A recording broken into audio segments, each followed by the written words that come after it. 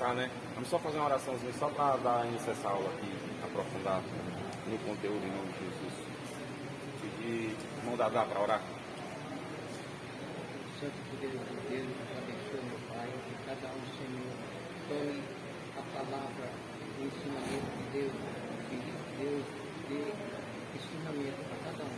Deus abençoe, meu Pai, a família, os pastores, na escola dominical, cada um serve o meio da tua palavra, Senhor. Nos abençoe e nos toque. Amém. Muito bem, glória a Deus. Então, irmãos, nós vamos estudar hoje sobre os dons de revelação, né? Que essa palavra está no plural. O irmão Ricardo já leu aqui o textual, a verdade prática. E também fizemos a leitura bíblica em classe, que foi 1 Coríntios capítulo 12, versículo 8 e 10. E Atos dos Apóstolos, capítulo 6, versículo 8 ao 10. E Daniel, capítulo 2, versículo 19 ao 22. Então, nós temos aí 3 objetivos específicos nessa lição. Primeiro objetivo, que está no tópico primeiro, é conceituar o dom da palavra da sabedoria. Então nós vamos conceituar, nós vamos gerar em nós um conceito do dom da palavra da sabedoria. O segundo tópico vai falar sobre, o nosso objetivo é explicar o dom da palavra da ciência. E o terceiro, refletir a respeito do dom de discernimento dos espíritos. Então acredito que vai ser uma aula muito abençoada para todos nós, certo? E a introdução dessa lição vai dizer assim, ó: o teólogo pentecostal Stanley Orton afirma que a maioria dos estudiosos classifica os dons de 1 Coríntios capítulo 12, versículo 8 a 10, em 3 categorias: revelação, poder e expressão, tendo 3 dons em cada categoria. Na lição desta semana estudaremos a respeito dos dons da primeira categoria, os de revelação. Estes são concedidos ao servo de Deus para o aconselhamento e orientação da igreja do Senhor. Então, aquele conceito que nós entendemos sobre revelação é a revelar, é aquilo que está oculto e vai ser manifestado, que vai ser revelado. Mas os estudiosos, os teólogos, eles vão colocar esse dom de revelação em uma determinada categoria, certo? Então, o objetivo dos dons, né, eles são concedidos aos servos de Deus para o aconselhamento e orientação da igreja do Senhor.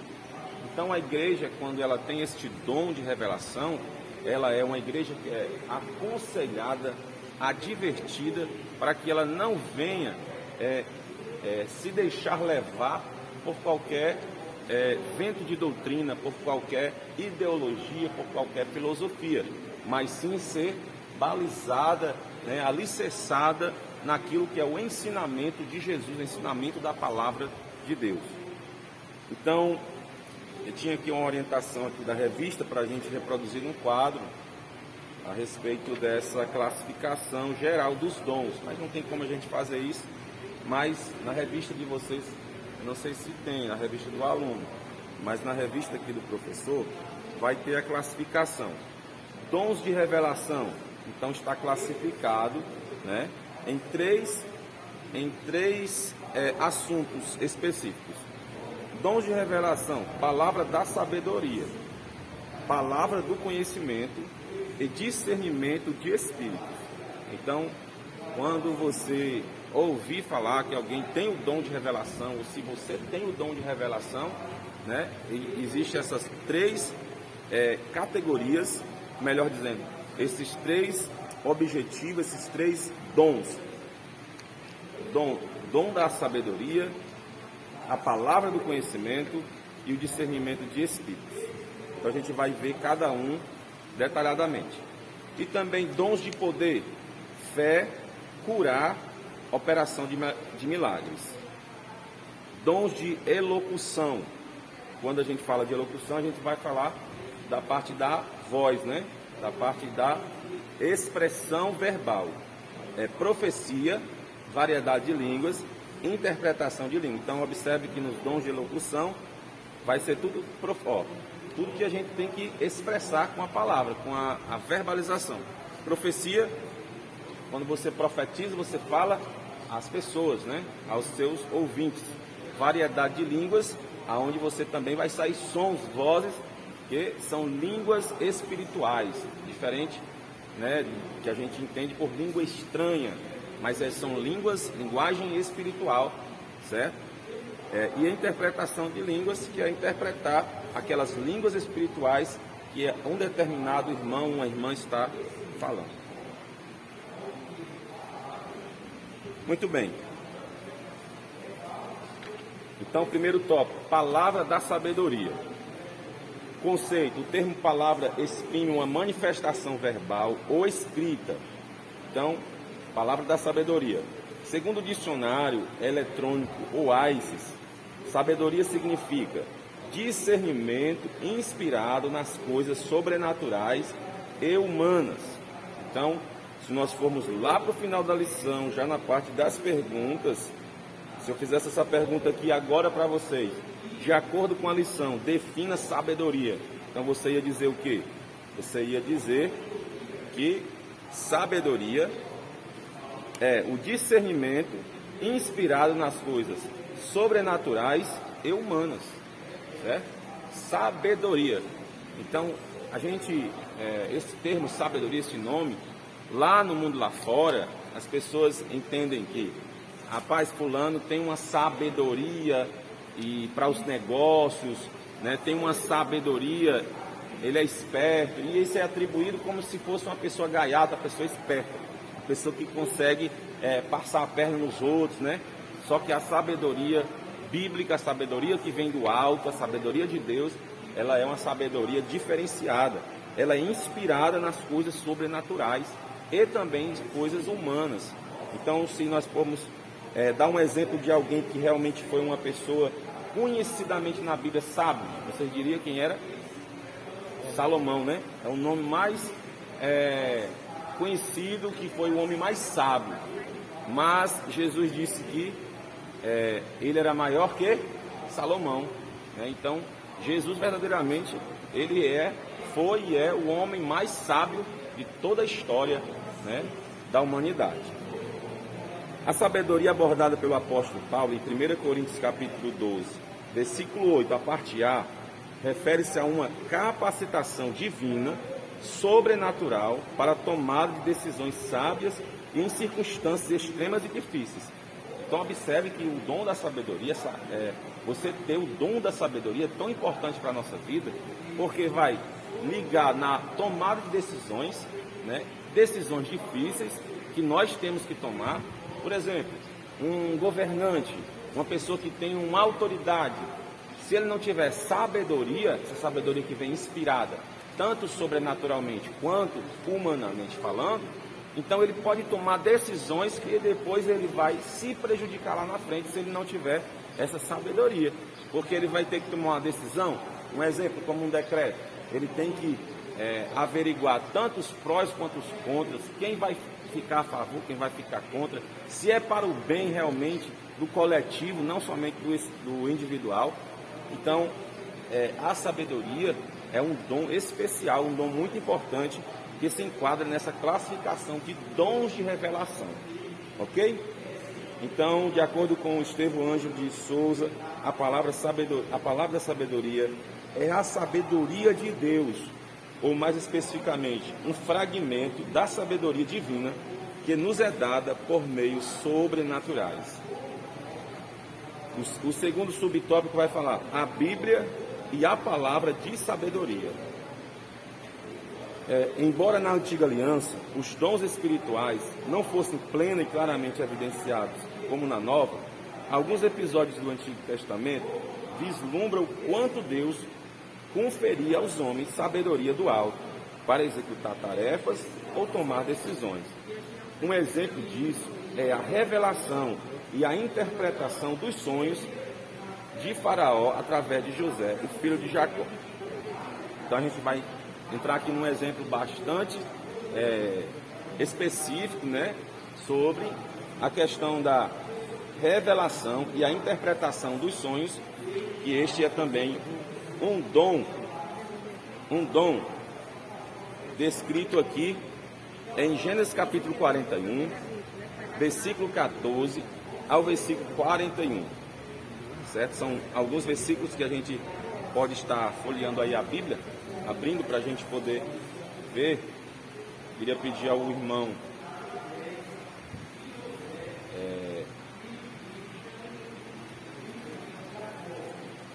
Gênesis capítulo 41, versículo 14.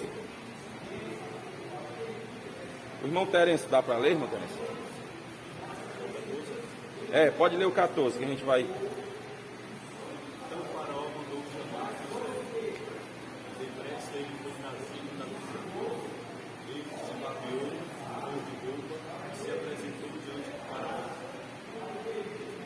Muito bem, pode continuar. O faraó disse a José: eu tive um sonho, ninguém pode interpretar, mas ouvi dizer de ti, e quando ouves o sonho, podes interpretá-lo.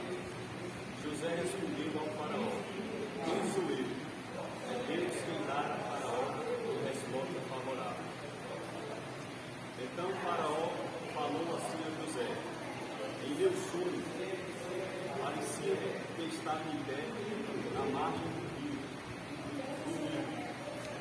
Eis que subiram do Nilo 7 vacas bem cevadas e de bela aparência, que pastavam no Nilo. Mas eis que outras 7 subiram depois delas. Eis que eram cevadas de aparência feia e mal alimentada. Jamais vi tão feias em toda a terra do Egito. As vacas magras e as feias devoraram as 7 primeiras vacas gordas. E depois que as devoraram, não demonstravam tê-las devorado, porque a sua aparência permanecia tão feia quanto me disse. Então acordei. Amém. Então observe que Faraó ele está contando o sonho que teve, né, para José. Mas antes disso, ele já tinha contado esse sonho para várias outras pessoas e não puderam interpretar. Então, o copeiro, né, que estava preso lá, ele disse: olha, quando eu estava preso, um hebreu que estava também preso, eu tive um sonho, tanto eu quanto o padeiro. E os sonhos que nós sonhamos, ele interpretou estes sonhos e assim sucederam. Então, imediatamente Faraó diz: manda chamar ele para ele vir aqui se apresentar. Então, existe todo um cenário, todo um contexto na vida de José, mas vai se cumprir. E Deus ele dá o dom para aquilo que for útil. Interessante porque a Bíblia vai descrever que o dom espiritual, o dom de Deus, ele é dado para aquilo que é útil para a nossa vida, para nós e para as pessoas, né? Então Deus não dá um dom à toa. Deus dá um dom, mas ele já sabe, porque aquele dom, por meio daquele dom, ele irá se manifestar. Então é interessante porque José passa muitos anos, acredito que ele vai para a prisão com 17 anos, e quando ele está com 30 anos que ele sai ali da prisão para revelar o sonho de José, né, de Faraó. Então observe que Deus vai começar a cumprir agora tudo aquilo que ele colocou, que sonhou para José, né, que era o sol, a lua, 11 estrelas, os feixes que se dobravam. Então agora vai começar a partir daí, né? Então o dom espiritual ele tem um propósito, ele tem um objetivo. Então José interpreta facilmente esse sonho, porque era um dom vindo da parte de Deus, e aí vai dizer, inspirado sobrenaturalmente, né? O dom da sabedoria, o dom da revelação. Então é um texto maravilhoso que os irmãos podem até se aprofundar mais durante a semana, ok? Então vamos lá. Ele não apenas interpretou os sonhos de Faraó, mas trouxe orientações sábias para que o Egito se preparasse para o período de fome que estava para vir. Observe, o dom espiritual que vem da parte de Deus, ele é usado, e ele é usado com sabedoria, né? Porque ele poderia muito bem dizer assim: olha, barganhar com o Faraó, eu estou tanto tempo preso, peraí, calma aí, o que você vai me oferecer em troca se eu revelar esse sonho? Então, na vida da pessoa que teme a Deus, serve a Deus, Deus ele não dá o dom à toa. Embora nós sabemos que existem por aí pessoas que possam distorcer aquilo que é de Deus, aquilo que é dom dado por Deus, e querer usar isso como uma ferramenta de manipulação, uma ferramenta de jogo, né, para poder querer conseguir coisas para si. Mas José foi totalmente diferente, ele foi alinhado, né, ele foi bem comportado, bem obediente àquilo que Deus o chamou para fazer, né? Então ali ele ainda dá conselhos de sabedoria, o que é que Faraó deveria fazer para passar a esses 7 anos de fome que viria após os 7 anos de fartura. Ele orientou da forma correta, né? Foi uma pessoa que deu realmente todas as ferramentas para Faraó. E aí ele não pediu cargo, ele não pediu, né, em nenhum momento a oportunidade de trabalhar com Faraó, mas Faraó viu a sabedoria que estava sobre ele e escolheu ele para poder governar todo o Egito. A Bíblia vai dizer que Faraó disse assim: olha, você só vai ser menor no trono, eu governo tudo, mas você vai governar todo o Egito. Não existe ninguém maior do que você, somente a minha pessoa. Então Faraó disse dessa forma, e Faraó deu um anel que simbolizava ali a autoridade. Toda pessoa que passasse por José tinha que se ajoelhar, tinha que se dobrar. Então, cumprindo-se realmente o que Deus determinou para a vida de José. Muito bem. Um exemplo também, né, a habilidade do rei Salomão em resolver causas complexas. Igualmente, é um admirável exemplo de dom da sabedoria do Antigo Testamento, que é um exemplo, não sei se os irmãos lembram, né, a respeito daquela criança, né, que tinha morrido, né, que a mãe tinha dormido em cima dela, e ali aquelas duas mães levam aquela criança à morte e à vida, né, para o rei Salomão julgar.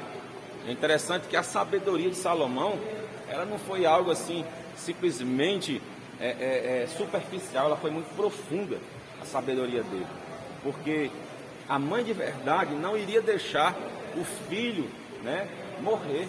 A mãe que era a mãe de verdade, ela queria ver o filho vivo, né? A pessoa que era a mãe tola, ela disse: olha, já que né, ela não quis admitir que ela matou o filho dela, então faz o seguinte, nós, né, uma parte para mim. Ela aceitou